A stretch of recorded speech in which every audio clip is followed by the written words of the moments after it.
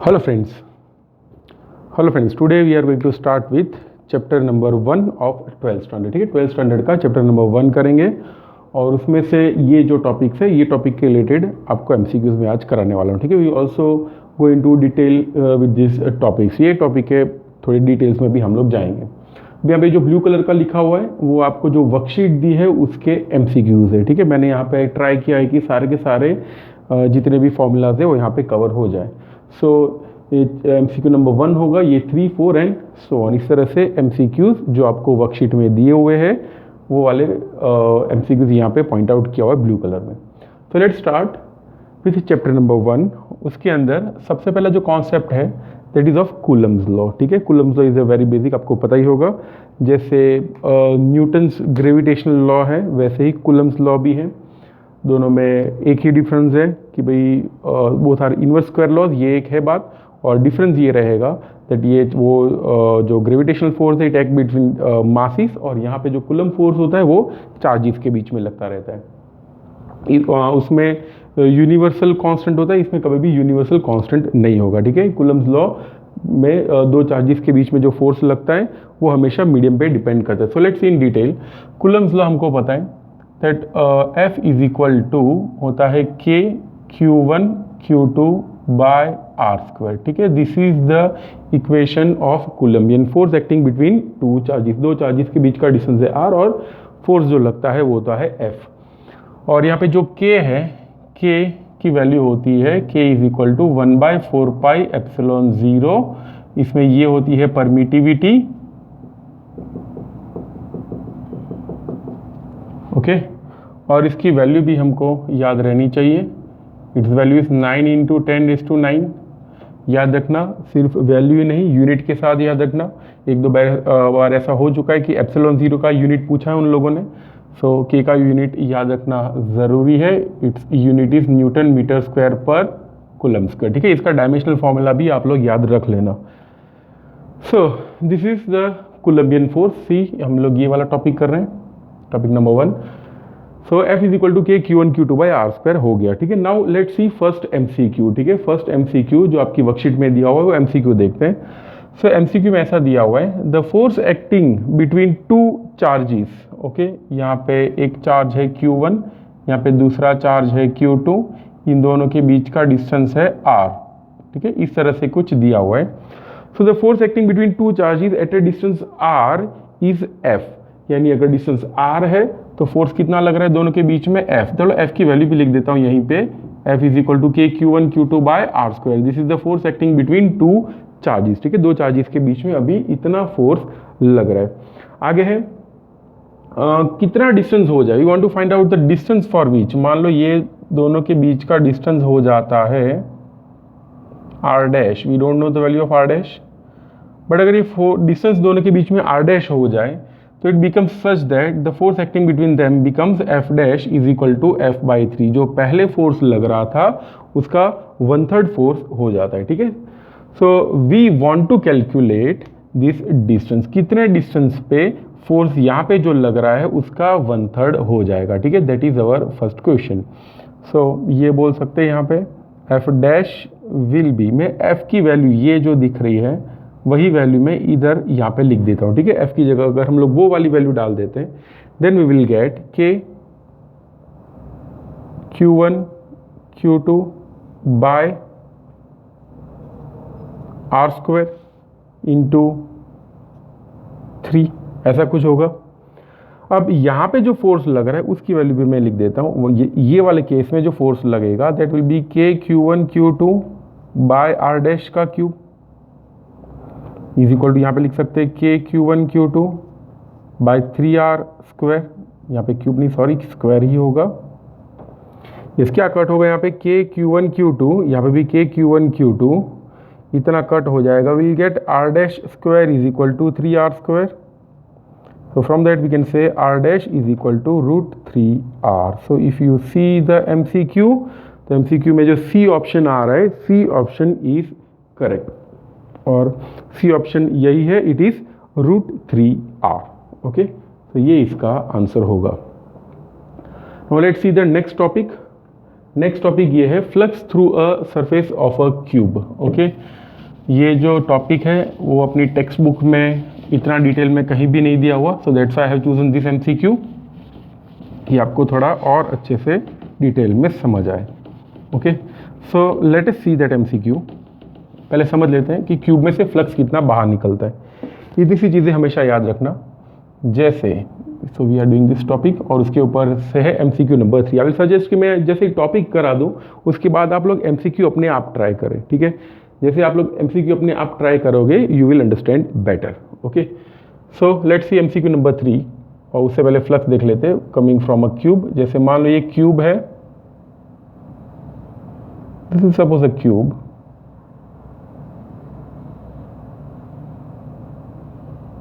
Okay, cube के centre में charge रखा हुआ है Q। Okay, at Q is the charge which is kept at the centre. So charge Q में से जो टोटल फ्लक्स बाहर निकल रहा है, याद रखना टोटल फ्लक्स जो बाहर निकलेगा वो होगा Q बाय एप्सिलॉन 0, ठीक है। It is according to Gauss law. According to Gauss law the total flux coming out is always Q by epsilon 0। अब अगर हमको फाइंड करना हो ओनली वन सरफेस से कितना आ रहा है, ठीक है, एक ही सरफेस के लिए अगर फाइंड करना हो, देखो क्यूब की सरफेस कितनी होती है। If you have played dice, अगर डाइस गेम खेलते हो तो आपको पता होगा कि भाई क्यूब में टोटल 6 साइड्स होती हैं। सो टोटल फ्लक्स निकल रहा है Q बाय एप्सिलॉन 0।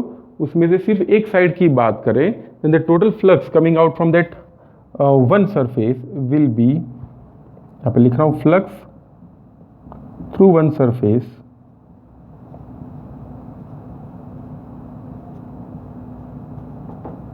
एक सरफेस में से जो फ्लक्स बाहर आएगा वो 6 पार्ट का हो जाएगा Q बाय 6 एप्सिलॉन 0, ठीक है। इतना फ्लक्स एक सरफेस से बाहर आएगा। तो ये तो बात थी हुई जब ये जो चार्ज है when it is kept at centre, centre पे रखा हो तो ऐसा होगा। What if it is kept on one of the side, अगर कोई एक साइड पे रख देते, इसको भी हटा देते हैं। अगर कोई साइड पे रखा हो when the charge is kept on the center of one of the side, यहाँ पे अगर एग्जैक्टली रख देते हैं तो क्यूब के अंदर से जो फ्लक्स पास होगा वो इतना होगा। यहाँ पे मैं लिख देता हूँ, ये कब आएगा epsilon 0 when it is kept at centre, ठीक है। सेंटर पे रखा हो तो ये होगा, अगर सरफेस पे रखा हो तो क्यूब में से कितना पास होगा, it will be Q by 2 epsilon 0। यहाँ से जो भी फ्लक्स बाहर निकल रहा है आधा यहाँ से निकल जाएगा, आधा अंदर से जाएगा, ठीक है। ऐसे अगर टोटल फ्लक्स निकल रहा है तो आधा अंदर से जाएगा, आधा बाहर से जाएगा। सो देयरफॉर इस तरह से होगा। What if the charge is kept on the edge, अगर एज पे रख देते हैं, okay, if it is kept at edge, edge यानी ये वाला पॉइंट होता है, अगर एज पे रख देते हैं सो वी कैन से यहाँ से जो टोटल फ्लक्स बाहर निकलेगा लाइक दिस, ऐसे फ्लक्स सपोज बाहर निकल रहा है तो वी कैन से इसका सिर्फ 1/4 पोर्शन ही इसके अंदर से पास होगा। तो याद रखना एज के लिए क्या होता है, एज के लिए होगा Q बाय 4 एप्सिलॉन 0। वैसे ही अगर कोई कॉर्नर पे रखा हो when it is kept eight corner तो कितना पास होगा, ये लिख रहा हूं कॉर्नर के लिए, यानी चार्ज अगर कॉर्नर पे रखा हो तो Q बाय 8 एप्सिलॉन 0। ये जो मैंने लिखे हुए वो this all are the flux which are passing through the cube, ठीक है। क्यूब में से कितना फ्लक्स पास होगा वो यहाँ पे मैंने मेंशन किया हुआ है।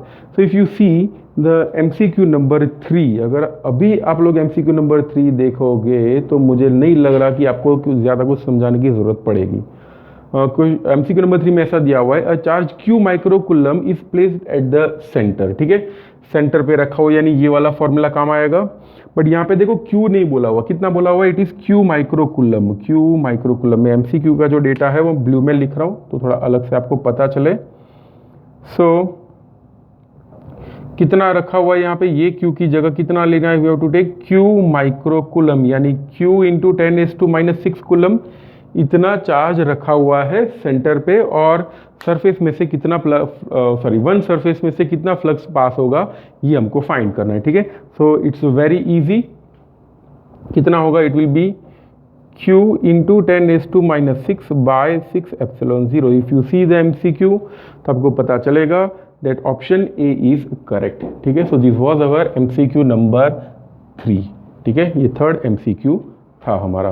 तो मैं कुछ ज़्यादा यहाँ पे सब डिटेल में करा दिया है, तो ये भी आप लोग हो सके तो नोट डाउन कर लेना। Now let's see MCQ number 4। ठीक है, MCQ number 4 is on the basis of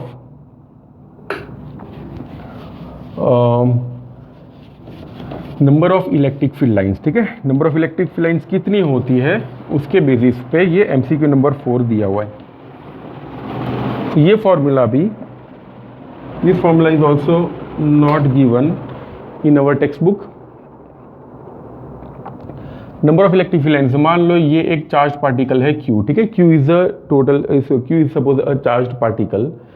इसमें से जो फ्लक्स बाहर आएगा लाइक दिस, ओके, यहाँ से ऐसे फ्लक्स बाहर आ रहा है। ओके, हमको फाइंड करना है total number of electric field lines coming out from this charge. ठीक है, ये चार्ज में से कितनी number of electric field lines बाहर आएगी ये हमको फाइंड करना है। So we want to deal with number of electric field lines. तो याद रखना number of electric field lines का इक्वेशन क्या होता है, number of electric field lines, इसका इक्वेशन होता है Q बाय एप्सिलॉन 0। तो जो भी चार्ज दिया हुआ है उसे अगर हम लोग एप्सिलॉन 0 के साथ डिवाइड कर देते हैं directly we will get number of electric field lines. ठीक है, डायरेक्टली मिल जाएगा। So if you see MCQ number 4, यहाँ पे लिख रहा हूँ दिस इज MCQ 4। अगर MCQ 4 देखें तो MCQ 4 में डेटा ये दिया हुआ है, the number of electric field lines leaving the positive charge. Okay, number दिया हुआ है, sorry the number we want to find out the number of electric field lines leaving the positive charge of Q is equal to 0.5 coulomb in a medium. यहाँ पे देखो dielectric constant भी दिया हुआ है। ओके, K दिया हुआ है 10। ओके, सो हमको फाइंड करना है number of electric field lines, ये हो गए नंबर। ओके, चार्ज की वैल्यू दी है और यहाँ पे K की वैल्यू भी दी है। देखो K जब दिया हो, दिस इज नॉट दैट 9 × 10⁻9 वाला number, this is the dielectric constant. ये डाई इलेक्ट्रिक कॉन्स्टेंट है। अगर डाइलेक्ट्रिक कांस्टेंट है तो K की वैल्यू क्या होती है, it is epsilon bye epsilon 0। Okay, so epsilon की वैल्यू क्या होगी, it will B epsilon 0 K। तो अगर ये फॉर्मूला मैं यहाँ पे कॉपी पेस्ट करना चाहूँ तो कुछ ऐसा होगा, number of electric field lines is equal to Q by epsilon. क्यों, ये जो मैंने फॉर्मूला लिखा हुआ है याद रखना, this formula is applicable only when there is vacuum. Okay, vacuum में रखा हो तो ही ये फॉर्मूला लगा सकते हैं, because is epsilon 0 is the permittivity of vacuum. But अगर कोई मीडियम हो और मीडियम में मेंशन भी किया हुआ है यहाँ पे तो उसका डाइलेक्ट्रिक कांस्टेंट है 10, then we have to write N is equal to Q by epsilon. तो यहाँ पे हो जाएगा N is equal to Q by epsilon 0 K। देखो भाई अभी Q की वैल्यू क्या दी है, Q is 0.5 coulomb, bye epsilon 0 की वैल्यू क्या होती है, इट इज 8.8 × 10⁻12 और K की वैल्यू है 10 which is a dielectric constant. So ये सारी वैल्यूज अगर हम लोग रख देते हैं then will get number of electric field lines. याद रखना number of electric field lines को हम लोग फ्लक्स भी बोल सकते हैं। ठीक है, number of electric field lines is also called flux. तो यहाँ पे जो number of electric field lines होगी दैट विल बी, इसको कैलकुलेट करके हमको कुछ ऐसा मिलेगा, इट विल गेट 5.65 × 10⁻9। ठीक है, ये मिलेगा। एंड अगर आप लोग क्वेश्चन वो अपनी वर्कशीट देखें then option A will match with this number. ठीक है, ये जो है अपना उसमें ऑप्शन ए आएगा 5.65 × 10⁻9, दैट इज अवर आंसर। ठीक है, अब देखते हैं MCQ number 6। Okay, MCQ number 6। So this MCQ number 6 is basically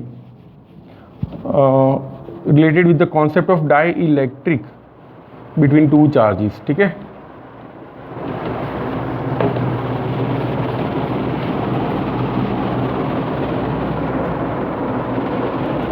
so it's related with the dielectric between two charged particles। देखो ये वाला कॉन्सेप्ट पढ़ रहे हैं अभी हम लोग MCQ number 6, dielectric between two charges. मान लो ये एक चार्ज है Q1, ये दूसरा चार्ज है Q2, दोनों के बीच का डिस्टेंस है R। ओके। और इन दोनों के बीच में जो मीडियम है इसको थोड़ा हटा देते हैं, यहाँ पे थोड़ा मीडियम भी बता देता हूँ। पहले अभी वैक्यूम है, ठीक है, इन this case right now it's vacuum. Now in दोनों के बीच का मीडियम हम लोग चेंज कर देते हैं।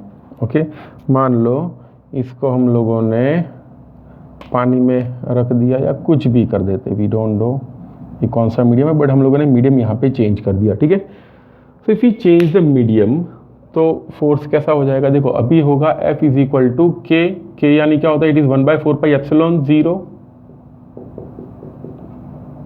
Q1 Q2 by are square, ठीक है। This is the standard formula, ये फॉर्मूला हम लोग जनरली यूज करते हैं। बट अगर ऐसा हो जाता है तो चेंज कहाँ आएगा, it will get 1/4πε Q1 Q2 by are square. This is the final equation of force. But अगर कंडीशन ऐसी हो कि यहाँ पे ये जो दो चार्जेस हम लोगों ने रखे हुए हैं Q1 and Q2, that is charge is Q1, यहाँ पे चार्ज है Q2, इन दोनों के बीच में यहाँ पे अगर मैं कोई एक मीडियम सिर्फ इतना सा ही, यहाँ पे जैसे पानी भर देते हैं या फिर कुछ और भर देते हैं, बट इतना सा ही पोर्शन अगर हम लोग फिलअप कर देते हैं विद सम डिफरेंट मीडियम, तो क्या होगा। तो देखो यहाँ पे ये जो डिस्टेंस है इट इज R, इसकी थिकनेस है सपोज T, ठीक है, thickness of the dielectric slab, इसे डाइलेक्ट्रिक स्लैब भी बोलते हैं, या फिर इतने से मीडियम में हम लोगों ने भरा हुआ है dielectric material. So in this case जो फोर्स लगेगा F डैश, हम लोग कुछ ऐसे कर सकते हैं, we can write K Q1 Q2 by are square. R square की जगह यहाँ पे हम लोग ऐसा कर देंगे R माइनस T, यानी ये जो डिस्टेंस है उसमें से हम लोगों ने इतना पोर्शन वैक्यूम का निकाल दिया। एक्चुअली वैक्यूम हम लोग निकाल नहीं सकते, बट जब हम लोग ये रखेंगे तो ऑटोमेटिक ये वाले रीजन से वैक्यूम चला जाएगा। So you have to write R minus T plus T by K. याद रखना ये वाला K कौन सा, इट इज डाइलेक्ट्रिक कांस्टेंट, इसमें कंफ्यूजन मत रखना, this is the dielectric constant. और ये K कौन सा, इट इज 9 × 10⁻⁹ वाला नंबर। ओके, इतना करके इसका स्क्वायर करना है, ठीक है। So this is the formula when the medium between two charges is partially field, ठीक है, पूरा पूरा फिल नहीं किया हम लोगों ने, पार्शियली फिल किया हुआ है T जितना थिकनेस के साथ। Okay, so now we will see, ये फॉर्मूला याद रखना, ये लिख भी लेना। Let's see MCQ number 6। Okay, तो अगर MCQ 6 देखें, just a minute,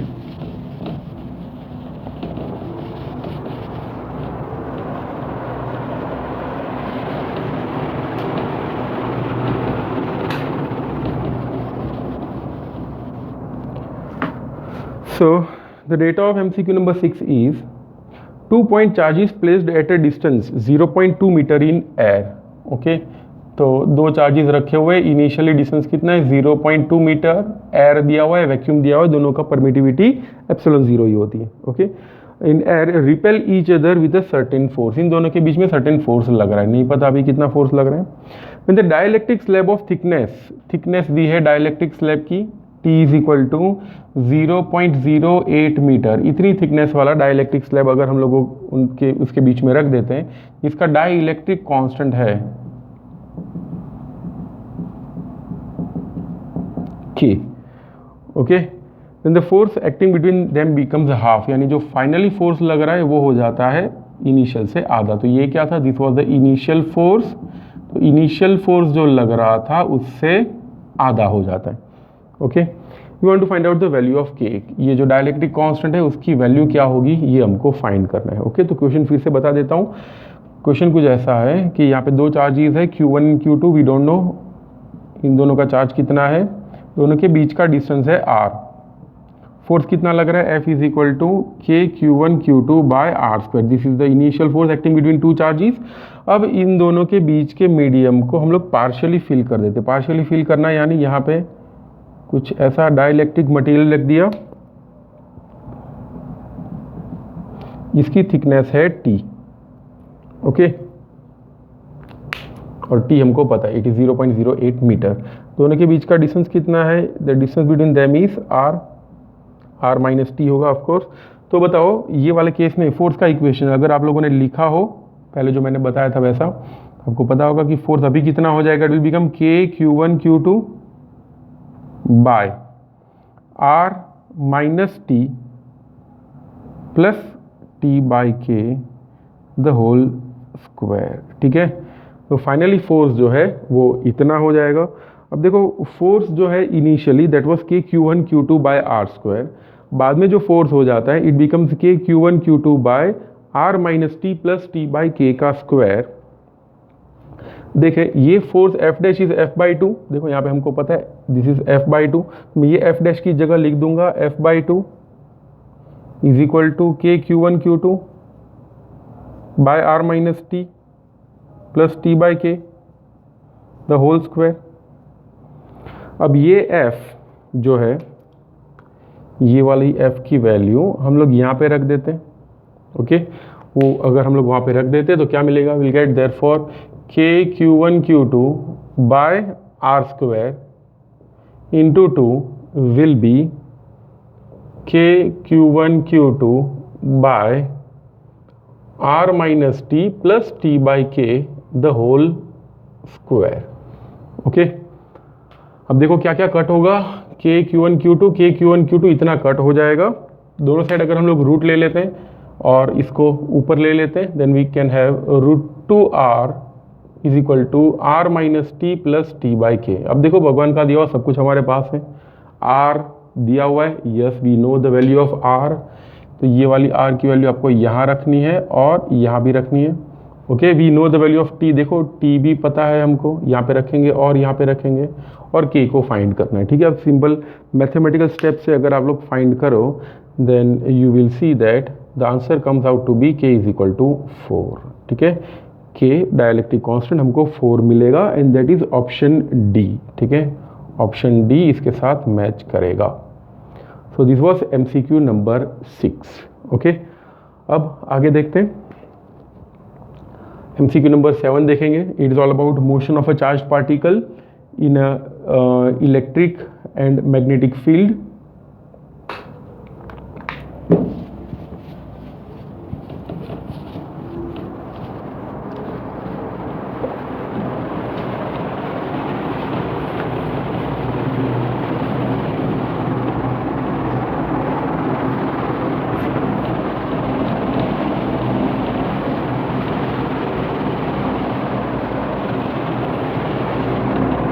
So,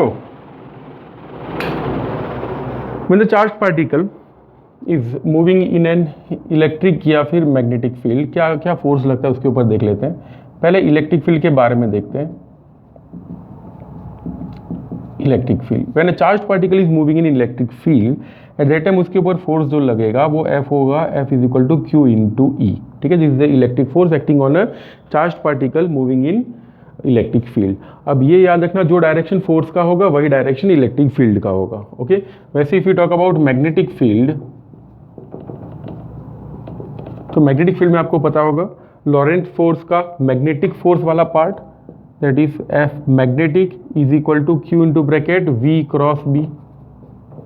okay, this is the equation of magnetic force. याद रखना ये इलेक्ट्रिक फोर्स का इक्वेशन है, एफ ई लिख रहा हूँ, और ये जो है वो मैग्नेटिक फोर्स का इक्वेशन है। तो यहाँ पे मैग्नेटिक फोर्स कितना लगेगा वो इन दोनों के एंगल पे भी डिपेंड करेगा। For example if I am writing down the magnitude, तो फोर्स का मैग्नीट्यूड कितना होगा, will be q v B sine theta.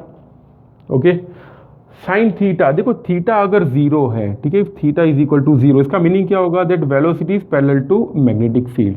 तो अगर चार्ज पार्टिकल मैग्नेटिक फील्ड के पैरेलल डायरेक्शन में जा रहा हो तो थीटा जीरो होगा, और थीटा अगर जीरो होगा जो साइन जीरो कितना होता है, zero, therefore force will be zero. वैसे ही अगर थीटा 90 हो जाता है तो F is equal to q v B होगा। यू कैन ऑल्सो टेक 45, अलग अलग वैल्यूज के लिए हमको अलग अलग ऐसे इक्वेशंस मिलते रहेंगे। अब ये देखते हैं कि MCQ में क्या दिया हुआ है। MCQ नंबर 7 का डेटा कुछ ऐसा है, in a region steady and uniform electric field and magnetic fields are present. Electric field भी है और मैग्नेटिक फील्ड दोनों प्रेजेंट है। अगर दोनों प्रेजेंट हो तो इक्वेशन हो जाएगा Lorentz force F is equal to Q into bracket E plus v cross B. ठीक है, कुछ जादू नहीं किया मैंने, इन दोनों इक्वेशंस को जस्ट ऐड कर दिया। ठीक है, इसको और इसको हम लोग ऐड कर दें, ऐसा हो जाएगा, देखो क्यू क्यू कॉमन आ जाएगा, और इसको लॉरेंट्स फोर्स भी बोलते हैं। चैप्टर नंबर 4 में ये आने ही वाला है। Yes, so a charge particle is release from rest in a region. ठीक है, वो इनिशियली एट रेस्ट था, फिर उसको छोड़ दिया अब देखो electric field and magnetic field are parallel to each other, electric field और मैग्नेटिक फील्ड दोनों एक दूसरे से पैरेलल है। The path of the particle, particle का पाथ कैसा होगा ये हमको फाइंड करना है, ठीक है। We want to find out the path of the particle, okay. So यहाँ पे अगर मान लो ऐसा है, suppose this is suppose electric field, electric field इस डायरेक्शन में होने का मीनिंग ये होता है कि यहाँ पे कहीं पे पॉजिटिव चार्ज होगा और यहाँ पे कहीं पे नेगेटिव चार्ज होगा, ठीक है। So this is the direction of electric field. और मैग्नेटिक फील्ड की डायरेक्शन क्या है, यहाँ पे बोला हुआ है that electric and magnetic field का डायरेक्शन दोनों सेम है, ठीक है, both are having same direction. अगर दोनों का सेम डायरेक्शन है तो मीनिंग ये होगा यहाँ पे नॉर्थ पोल भी है साथ में और यहाँ पे साउथ पोल भी है। तो मैं ब्लू कलर की जो लाइंस ड्रॉ कर रहा हूँ these are the magnetic field lines. तो मैग्नेटिक फील्ड लाइंस और electric field lines both are in the same direction. और कर क्या रहे हैं हम लोग, यहाँ पे एक छोटा सा चार्ज ला के यहाँ पे रख देते ऐसे ही। सो मैं यहाँ पे अगर एक छोटा सा चार्ज Q जितना चार्ज यहाँ पे रख दूंगा, so if it is positive charge तो यहाँ से रिपेल करके कौन सी डायरेक्शन में जाएगा, it will move towards negative terminal. तो इसके ऊपर इलेक्ट्रिक फोर्स इतना लगेगा, okay, it is independent of its initial velocity.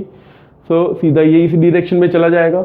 जब ये इस डायरेक्शन में जा रहा हो तो उसकी वेलोसिटी की डायरेक्शन भी यही हो जाएगी। तो we can say that the direction of velocity, और मैं जो ब्लू कलर का बनाया है डायरेक्शन ऑफ मैग्नेटिक फील्ड, वो दोनों सेम हो गई। उसका मीनिंग ये हुआ कि V एंड B दोनों पैरेलल हो गए। अगर ये दोनों पैरेलल हो तो फोर्स कितना लगेगा, 0। तो मैग्नेटिक फोर्स नहीं लग रहा यहाँ पे। अगर मैग्नेटिक फोर्स नहीं लग रहा तो देखो मोशन कैसा होगा, सीधा पॉजिटिव से निकल के नेगेटिव पे चला जाएगा। The path of motion will be straight line, ठीक है। इसलिए आंसर होगा ऑप्शन डी, ठीक है। ऑप्शन डी जो है वो सही आंसर होगा, the path will be straight line, okay.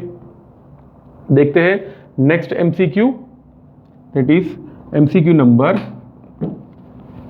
10। It is all about flux.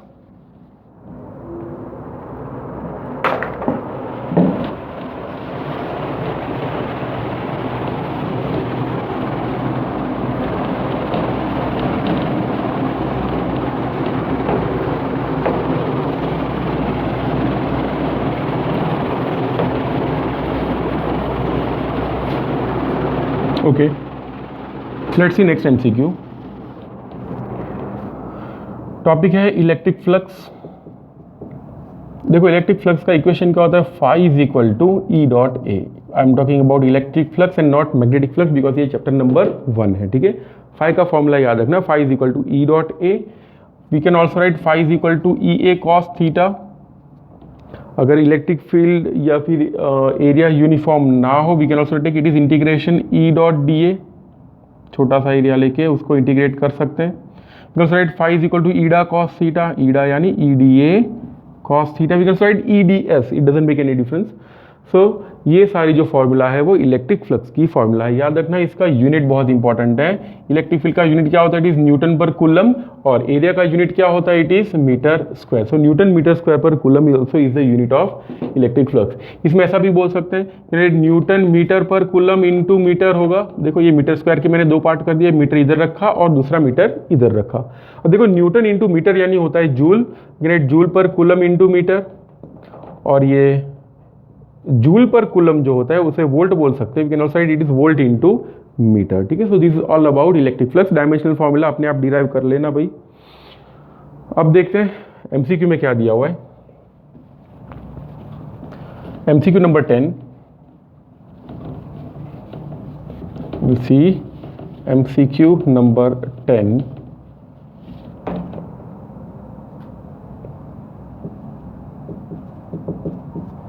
The data of MCQ 10 says that a square surface of L meter is in the plane of a paper, ठीक है। ये चलो ये paper मान लेते, paper पे L side वाला एक प्लेन है, ओके। स्क्वायर सरफेस है, यहाँ पे L, ये भी L होना चाहिए, स्क्वायर जैसा नहीं दिख रहा, मान लो स्क्वायर है। A uniform electric field E also is in the plane of paper is limited to lower half of the square, okay. यानी इलेक्ट्रिक फील्ड सिर्फ लोअर हाफ ऑफ स्क्वायर पे ही है, यानी ये वाले रीजन में इलेक्ट्रिक फील्ड है, okay. The electric flux in ऐसा unit associated with this surface, ठीक है। ये सरफेस से, ये जो दिया हुआ है सरफेस, उससे कितना इलेक्ट्रिक फ्लक्स एसोसिएट होगा ये हमको फाइंड करना है, ठीक है। तो देखो ये स्क्वायर दिया हुआ है और इलेक्ट्रिक फील्ड की डायरेक्शन, कुछ ऐसी है यहाँ पे। If you read the MCQ carefully पता चलेगा इलेक्ट्रिक फील्ड इस डायरेक्शन में सिर्फ लोअर पोर्शन में ही है और कहीं नहीं है। एंड ये जो सरफेस है वो सरफेस से टच होते हुए इलेक्ट्रिक फील्ड जा रहा है। So what do you think? देखो इलेक्ट्रिक फील्ड की डायरेक्शन ये होगी, एरिया की डायरेक्शन क्या होती है? सब बाहर की तरफ आता है। So this is the direction of area, this is the direction of electric field. अगर हम लोग फ्लक्स फाइंड करते हैं तो फाई इज इक्वल टू क्या होता है? It is E dot A यानी क्या होगा? It will be E A cos theta.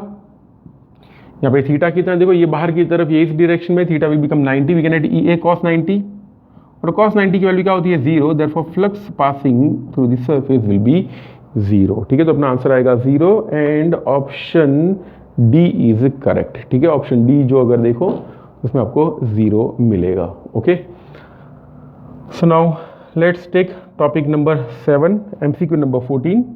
MCQ 14 निकालो।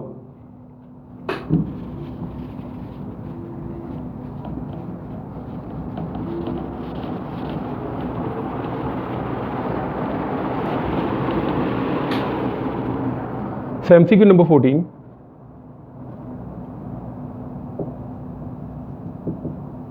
MCQ 14 is on the graph of E versus R। याद रखना ये MCQ बहुत इंपॉर्टेंट है।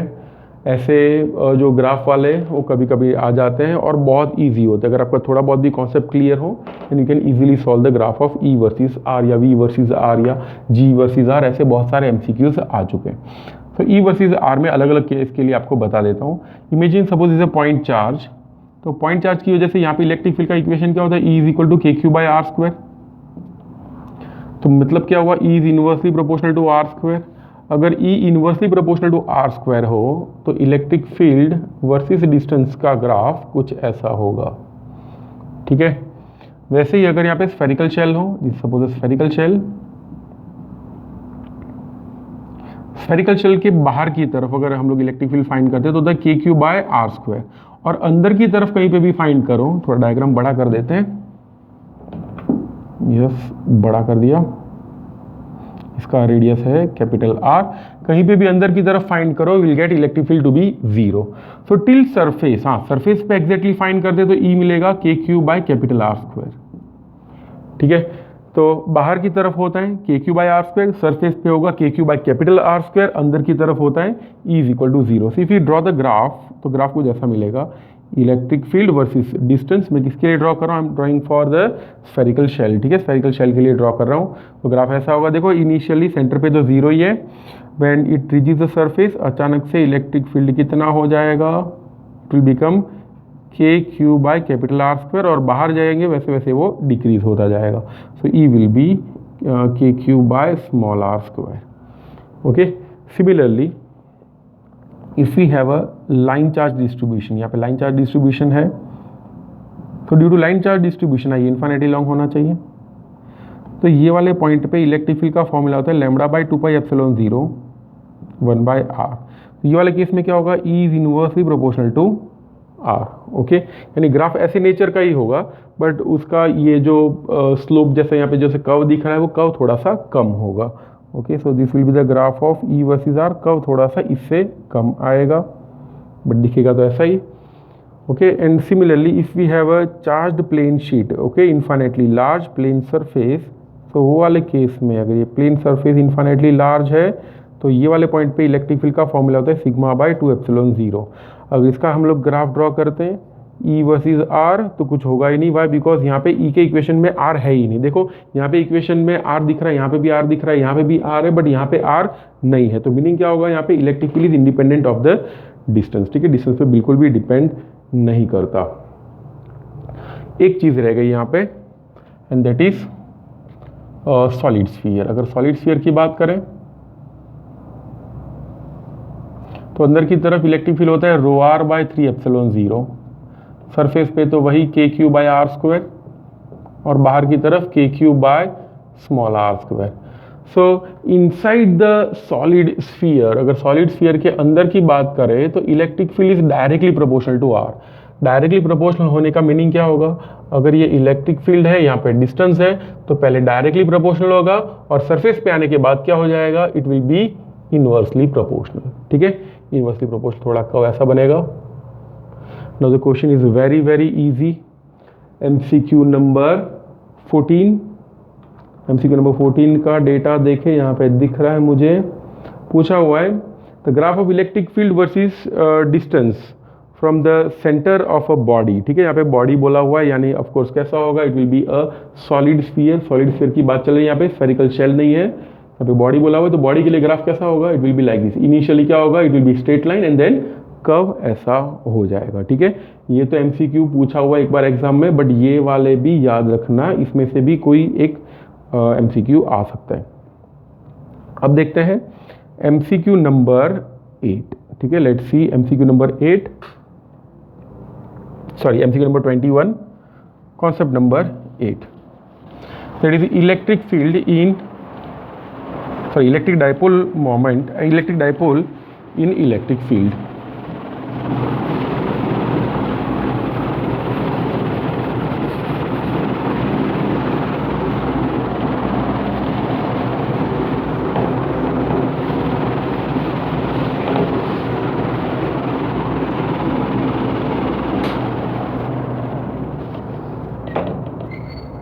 So let's C,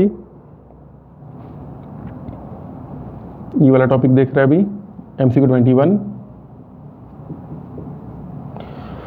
So MCQ 21 में अगर देखें then it is all about electric dipole in uniform electric field. Okay, तो पहले एक यूनिफॉर्म इलेक्ट्रिक फील्ड जैसा बना देता हूँ।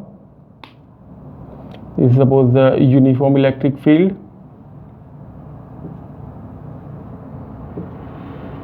यूनिफॉर्म इलेक्ट्रिक फील्ड का मीनिंग क्या होता है, electric field line should be parallel and equidistant. ठीक है, that is uniform electric field. अब ये थोड़ा ऐसा कर देते हैं, यस इलेक्ट्रिक फील्ड ये यूनिफॉर्म है, और उसके अंदर अगर हम लोग एक डाइपोल रख देते हैं like this, this is plus q charge and this suppose minus q charge. Okay, then ये रोटेट होगा, और ये जब रोटेट होगा तो उसके टाउ की वैल्यू क्या होती है, tau is equal to P cross E, that is the formula for torque. Okay, we can also write it is a tau is equal to P sin theta. Now the question is very very easy. Question number MCQ number 21 अगर देखें तो उसका data कुछ ऐसा दिया हुआ है। MCQ number 21 is yes, an electric dipole is at a 30 degree with uniform electric field, यानी यहाँ पे दिया हुआ है थीटा 30 डिग्री दिया हुआ है। इन uniform electric field of, electric field दिया हुआ है 2 × 10⁵ न्यूटन पर कूलम, और टॉर्क जो लग रहा है वो दिया हुआ है, it is 4 newton metre.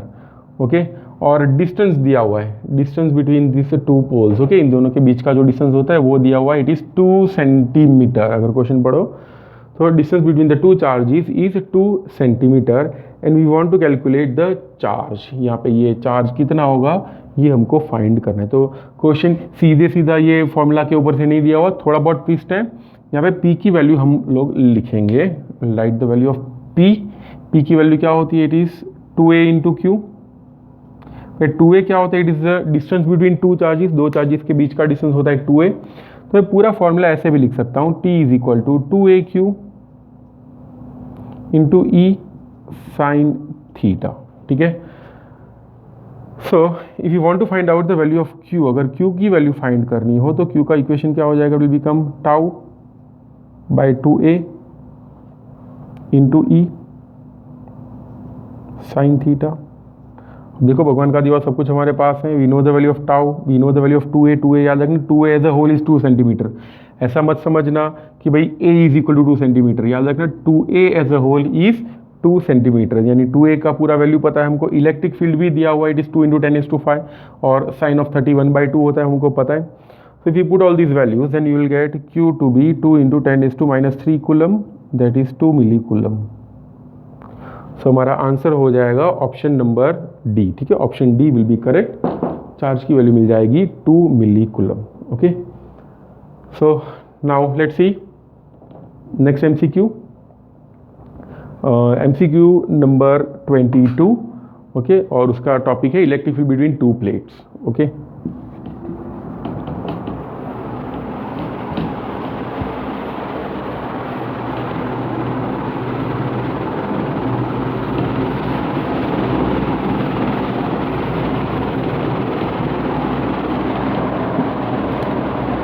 So let's see MCQ number 22।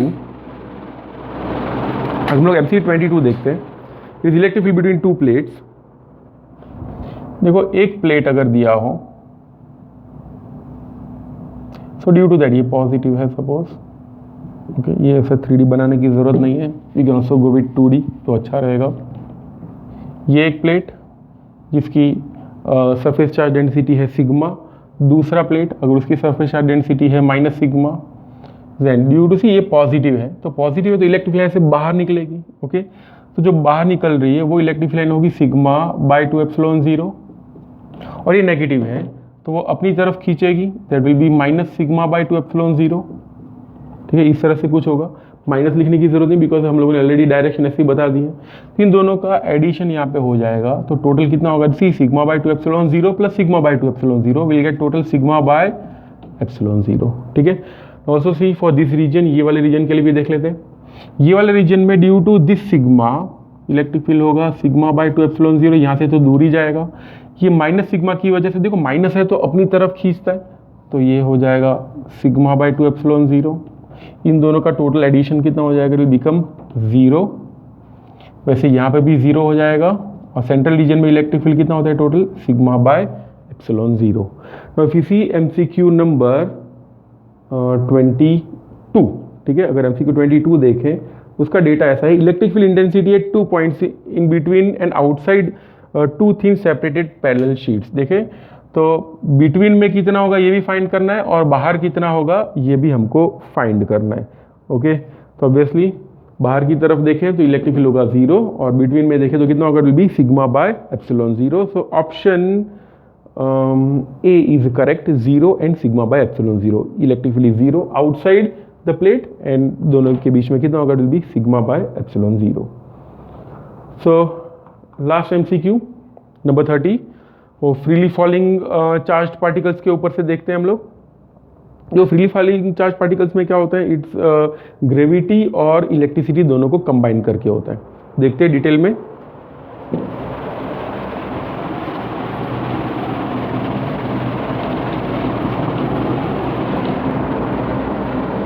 So let's see freely falling charged particles. मान लो that if this is a charged particle Q, okay, Q is a charged particle if it's falling freely, यहाँ से ऐसे नीचे गिर रहा है। So ये जो इक्वेशन ऑफ मोशन है वो उसके ऊपर हम लोग लगा सकते हैं, v is equal to u plus a t, then s is equal to u t plus half a T square and v square minus u square is equal to 2as, ठीक है। ये तीनों इक्वेशन हम लोग इसके साथ लगा सकते हैं। इसमें अगर कोई इलेक्ट्रिक फील्ड मेंशन्ड ना हो then we can take g instead of a, because यहाँ पे एक्सेलरेशन ड्यू टू ग्रेविटी हो जाएगा। So when it is falling freely under gravity तो एक ही जगह हम लोग g लिख देंगे, ठीक है। तो ये इक्वेशन में क्या करना है, एक ही जगह लेना है g। कब लेना है, when it is falling only under gravity. Similarly अगर ये कोई इलेक्ट्रिक फील्ड की वजह से नीचे गिरे, ग्रेविटी सपोज नॉट प्रेजेंट, और सिर्फ ये इलेक्ट्रिसिटी की वजह से नीचे जा रहा हो, तो at that time we can write force F is equal to QE हो जाएगा, तो मा इज इक्वल टू QE हो जाएगा, therefore A is equal to कितना हो जाएगा, become QE by M। So यही इक्वेशन में F is equal A is equal to G कब लेना है, ओनली ग्रेविटी हो तब, और इसी इक्वेशन में A इज इक्वल टू कितना लेना है, QE बाय M कब लेना है, when only electricity is there, only electricity, only electric force is there. सिर्फ इलेक्ट्रिक फोर्स हो तो ये वाला, यानी यहाँ पे कहीं पे भी एक ही जगह QE बाय M, यानी यहाँ पे QE बाय M रख दो एक ही जगह, यहाँ पे भी एक ही जगह QE बाय M रख दो, यहाँ पे भी एक ही जगह QE बाय M रख दो, ठीक है। इस तरह से आपको करना है।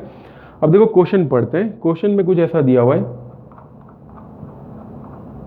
Yes, question is an electron falls from rest. चलो फॉल्स फ्रॉम रेस्ट यानी हमको मजा आ जाएगा। देखो u की वैल्यू सब जगह पे 0 हो जाएगी, okay. From rest through a vertical distance h। देखो अभी डिस्टेंस दिया हुआ है, डिस्टेंस दिया हुआ तो यहाँ पे ये इक्वेशन में तो डिस्टेंस है ही नहीं, ओके। ये दो इक्वेशन में डिस्टेंस है तो ये दो इक्वेशन ही लेने हैं, उसमें भी u की वैल्यू 0 लेनी। इतना सा डेटा तो हमको सिर्फ पहली लाइन पढ़ते ही पता चल गया। And vertically in uniform and vertically upper direction of electric field का हमको इक्वेशन लेना है यहाँ पे। The direction of electric field is now reverse, keeping the its magnitude the same. A proton is allowed to fall from rest in it through the same vertical distance h, यानी यहाँ पे distance की बात हो रही है। The time of fall of the electron in comparison to the time of fall of proton, यानी electron जब गिर रहा है तब और प्रोटॉन जब गिर रहा हो तब उन दोनों के टाइम का रेशियो फाइंड करना है। कॉन्सेंट्रेट करो टाइम। अब देखो डिस्टेंस दिया हुआ है, ओके, और टाइम फाइंड करना है। तो देखो फिर से डिस्टेंस दिया हुआ है और टाइम फाइंड करना है। तो डिस्टेंस दिया हुआ है, टाइम फाइंड करना, तो हम लोग कौन सी इक्वेशन यूज़ करेंगे? Will only use those equation in which ये दोनों दिए हो। चलो ये दोनों कहाँ पे दिया हुआ? ये वाला इक्वेशन में। देखो यहाँ पे टाइम है, डिस्टेंस नहीं है, यहाँ पे डिस्टेंस है, टाइम नहीं है। तो हम लोग ऐसे इक्वेशन में टाइम ही नहीं बिगाड़ेंगे जिसमें टाइम नहीं दिया हो। चलो ये तो गया, ओके। चलो ग्रेविटी दी हुई यहाँ पे नहीं दी हुई, तो ग्रेविटी वाला भी हमको यूज़ नहीं करना है। देखो कितना इजी हो जाता है, सब कुछ निकाल देता हूँ। अब देखो इनिशियल वेलोसिटी कितनी बोली हुई है, अगर क्वेश्चन पढ़ो इनिशियल वेलोसिटी 0, तो चलो यूटी भी गया। तो इक्वेशन क्या बन गया? s is equal to just half a T square. कितना ईजी है। अब ए की जगह क्या चिपकाना है हमको? Q E by M. तो s का इक्वेशन हो जाएगा Q E by M into T square. यहाँ से पता चलेगा।